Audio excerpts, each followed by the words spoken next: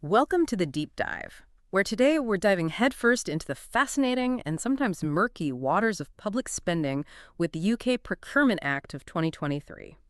Now, I know what you might be thinking. Procurement. Doesn't that sound about as exciting as watching paint dry? Well, it might not be the stuff of Hollywood blockbusters, but trust me, this act has the potential to really shake things up in the UK. We're talking about how business gets done, who gets a slice of the pie, and ultimately where your hard-earned tax pounds are going. You're right. It's about way more than just bureaucratic jargon and paperwork. This is about fairness, transparency, and making sure everyone plays by the rules. Absolutely, and it impacts everyone, from a small business owner in Cardiff hoping to win their first government contract, to a family in Edinburgh who wants to know their local council is spending money responsibly. So let's break it down. At the heart of this act is something called contracting authorities, essentially, the big spenders, the ones splashing the cash, in the UK. And it's a broader group than you might think, right? Oh, absolutely. We're not just talking about Parliament and government departments calling the shots anymore. Think local councils, utilities companies, even, and this one always surprises people, the folks over at the Common Council of the City of London. They're all bound by these rules. All of them, under the microscope now. And speaking of microscopes, it seems like the Act puts utilities contracts under a particularly powerful one. You know, those contracts dealing with essential services we all rely on, water, gas, electricity, that sort of thing. Right, those are the big ones, the ones that really matter. But why the special attention? What makes these sectors so sensitive? Well, think about it. These sectors are literally the lifeblood of the country. Imagine a nationwide blackout because, I don't know, a dodgy electricity contract went sideways. Not a pretty picture. Not at all. So the Act, it basically lays down some very clear ground rules, a framework to make sure these absolutely vital services are being provided efficiently, ethically, with a watchful eye on transparency. It's like the government saying we're watching you to make sure those essential services are in safe hands, right? Exactly. Yeah. And it's not just who's doing the contracting, but also the types of contracts themselves. The Act gets quite specific, you see, differentiating between, for instance, public contracts, which are subject to, let's say, the full force of the regulations, and then you have your below-threshold contracts, which are, generally speaking, smaller deals that have a slightly softer touch. Okay, so it's like a sliding scale of scrutiny depending on the size of the deal. Makes sense. But how does the Act actually determine what qualifies as a public contract? What's the magic line? Well, in this case, the magic line is all about those financial thresholds, the pound signs. The Act sets different limits, different tripwires, you might say, depending on the type of contract. These can range from, let's see, around £12,000 for some of those smaller sub-central government contracts, all the way up to get ready for this over £5 million for those big, headline-grabbing works projects. So knowing those thresholds, that's crucial for anyone even thinking about doing business with the public sector. Absolutely. You need to know the lay of the land, which league you're playing in right from the start. But it's not just about the money, is it?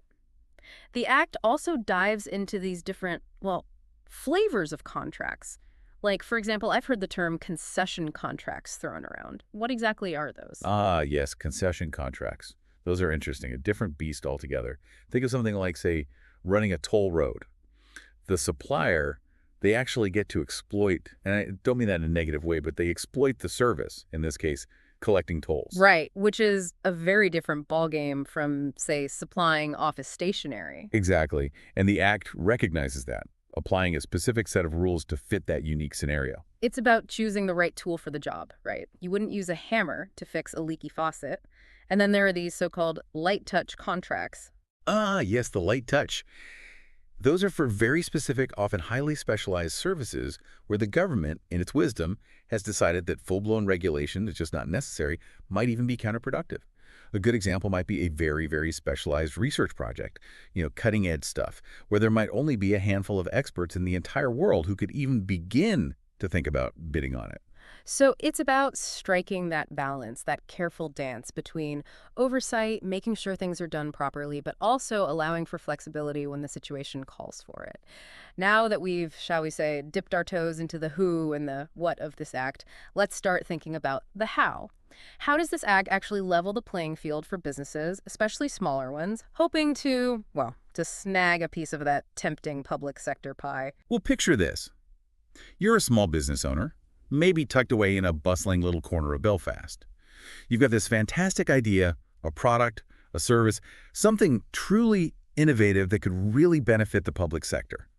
But in the past, trying to get your foot in the door, trying to even get noticed by those big government departments, it felt like, well, an uphill battle, right? Oh, absolutely, like trying to climb Mount Everest in flip-flops. Exactly. But now, this act, it's like someone's airdropped you a pair of top-of-the-line hiking boots and maybe even a Sherpa to guide you along the way. Okay, I'm liking this analogy. It's all about leveling that playing field, giving the underdogs a fighting chance. And how exactly does it do that? What's the magic formula? Well, one of the most significant changes, and this is something I'm particularly passionate about, is the emphasis on something called preliminary market engagement. Okay, preliminary market engagement. Now, that does sound a tad bit, well, bureaucratic, doesn't it? It might sound like something you'd hear at a boring economics lecture. Right. But trust me, behind the jargon, it's actually a game changer, especially for our small businesses out there. Okay, so what is it then? Break it down for us. Essentially, before even thinking about awarding a big contract,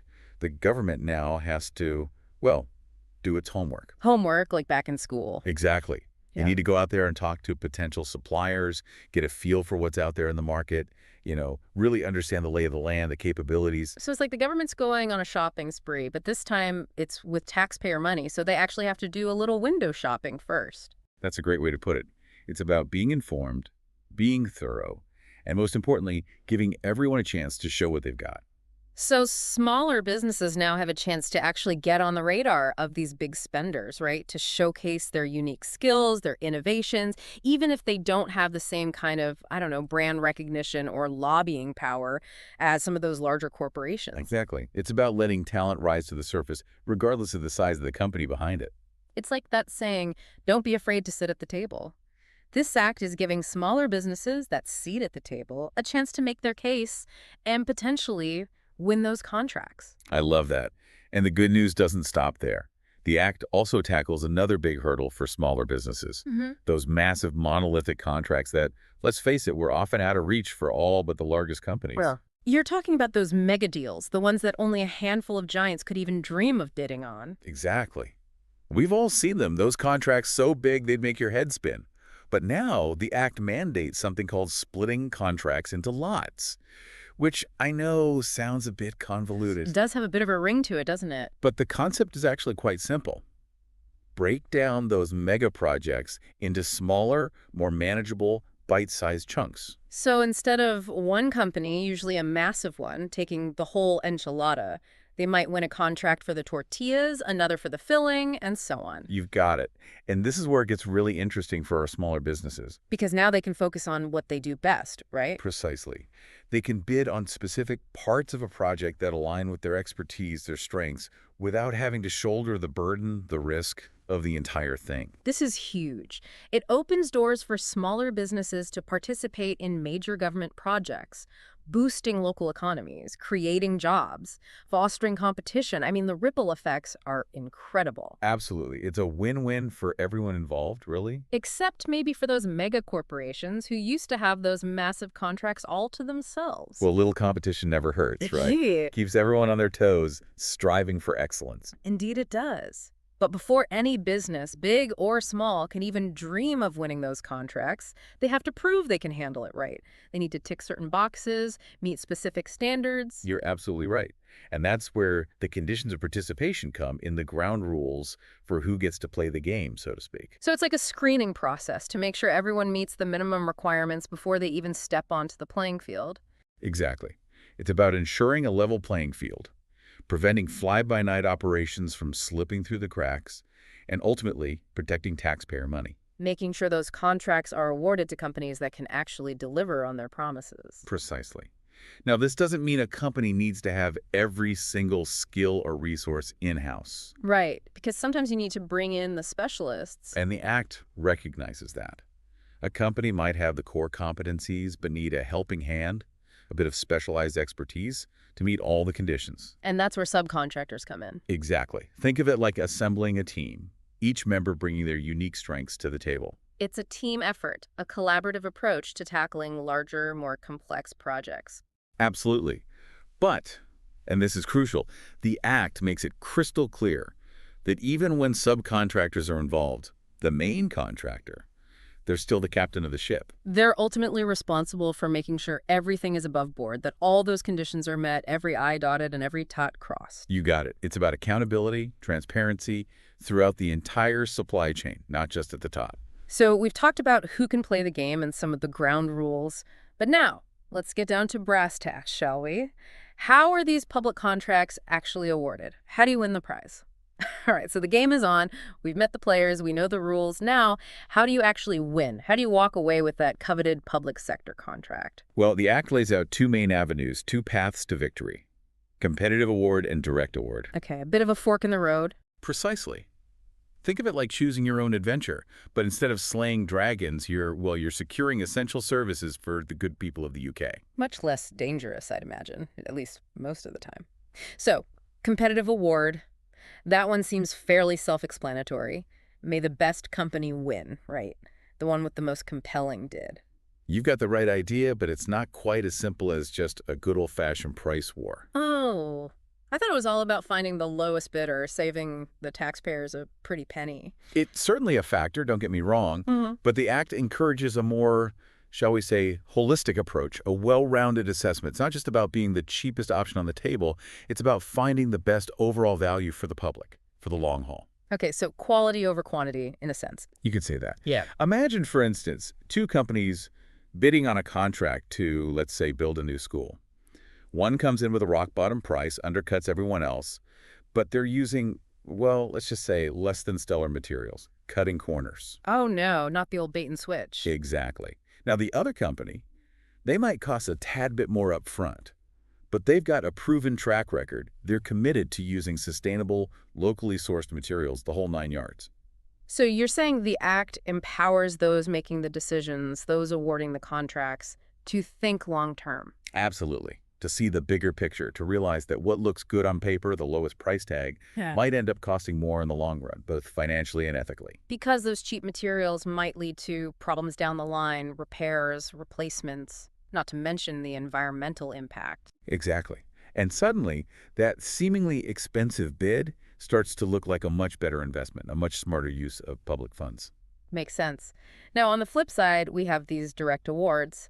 And I have to admit, that concept, it does raise an eyebrow for me. I can see why. It does sound a bit, well, a bit susceptible to, let's say, some old-fashioned favoritism. Right, like just handing a contract to your old school chums company without even giving anyone else a chance. And that's precisely why the Act lays out some very specific, very justifiable reasons for using a direct award. It's not a free-for-all, not a way to circumvent the system. So what are some scenarios where a direct award might be, well, warranted, the best course of action? One common example is when you're dealing with a truly unique supplier, a company that offers something so specialized, so niche, that there's simply no one else in the game. A monopoly, in a sense. In a way, yes, but not in the traditional dominate the market sense. Okay, so for example, there might be only one company in the entire UK, maybe even the entire world, that manufactures a particular type of, let's say, highly specialized medical equipment, something absolutely essential for a critical care unit. Exactly. In those situations, a direct award, it just makes sense. Because you need that equipment and you need it now, red tape be damned. Exactly. It's about balancing urgency, fulfilling those highly specialized needs, and frankly, making sure that vital services aren't disrupted because of procedural hurdles. It's about choosing the right tool for the job. And sometimes, a direct award, it's the most sensible, the most efficient approach. Absolutely. Another situation where you often see direct awards is in emergency situations. Okay, so responding to a natural disaster, for example. Exactly. When time is of the essence, and you need to get things up and running as quickly as possible, a direct award might be the only way to go. No time to send out bids when lives are on the line. Absolutely. And just because a contract is awarded directly doesn't mean it escapes scrutiny. Right, there's still accountability, even when you're in a rush. Absolutely. The Act requires contracting authorities to document their justification, to provide a clear and compelling rationale for why they went the direct award route. So there's a paper trail, a record of the decision-making process. Precisely. It's about maintaining that transparency, that accountability, even when a full-blown competition isn't feasible. It's about trust, really, isn't it? Trust that the system is working as intended, that public money is being spent responsibly. At the end of the day, that's what it all boils down to, isn't it? Public trust. Indeed it does. Well, I have to say, this has been incredibly insightful, eye-opening, really. We've covered a lot of ground, from those high-level principles of fairness and transparency to the nitty-gritty details of contract awards and everything in between. It's a complex piece of legislation, no doubt, but I think we've managed to hopefully demystify it a bit, show that it's not just dry, inaccessible legal jargon. Absolutely. And I think the key takeaway here is that this act, it's not just about businesses and contracts, it's about something much bigger, much more fundamental. It's about ensuring that public money, your money, my money, everyone's money, is being used responsibly, ethically, and effectively. Well said. Every pound spent on a government contract, it comes from taxpayers. And those taxpayers, they have a right to know that their money is being used to fund projects that matter, to improve their lives, to build a better future. Absolutely. Yeah. Schools, hospitals, roads, renewable energy infrastructure, essential services. These are the things that make a real difference, that create jobs, that strengthen communities. And the UK Procurement Act of 2024, for all its complexities, for all its nuances, it's ultimately about making sure that those projects, those vital public services, are delivered on time, within budget, and to the highest possible standard. Couldn't have said it better myself. Well, on that note, we've reached the end of our deep dive into the UK Procurement Act of 2023. We hope you found it informative, insightful, and perhaps even, dare I say, a little bit engaging.